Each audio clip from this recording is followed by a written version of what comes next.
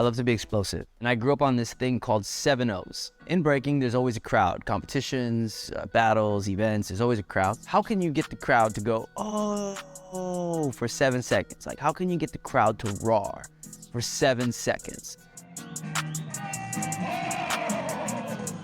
And when I was taught this mentality, it affected how I trained. For example, let's just say we take one move, like a backflip. It's just a backflip.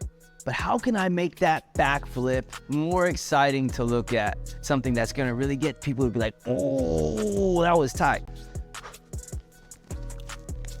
And so it takes that regular backflip and it makes it more appealing and more attractive to look at. I think breaking is the hardest thing and that is still considered impossible. And I don't think people understand what it really takes. And the common misconception is that it's just a street dance. It takes discipline. You know, it took me like 3 years to learn a move called an air flare. 3 years to do one move, doing it every single day. Just to attempt a windmill and it'd be the ugliest windmill on the planet, it takes massive dedication, which is crazy to me because anybody can attempt to throw a basketball and sometimes they surprise themselves like, oh, I got it in like the hoop, you know? But to hit a windmill is if I said, hey, I'm gonna show you what it looks like. I want you to try it. It's not happening on the first try.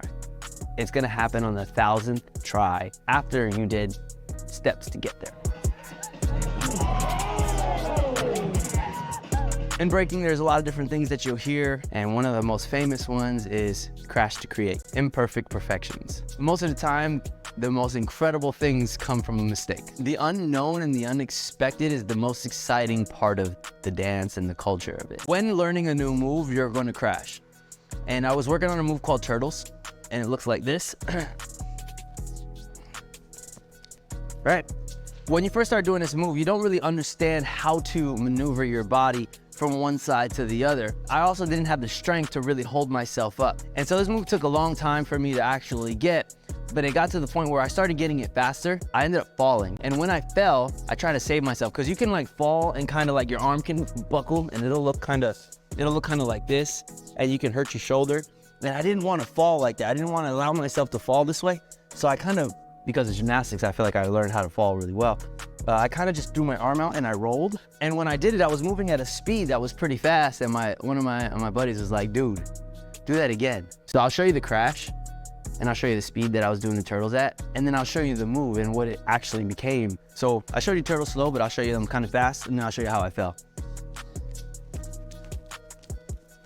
And when I fell, it was like that. I kind of fell to the side.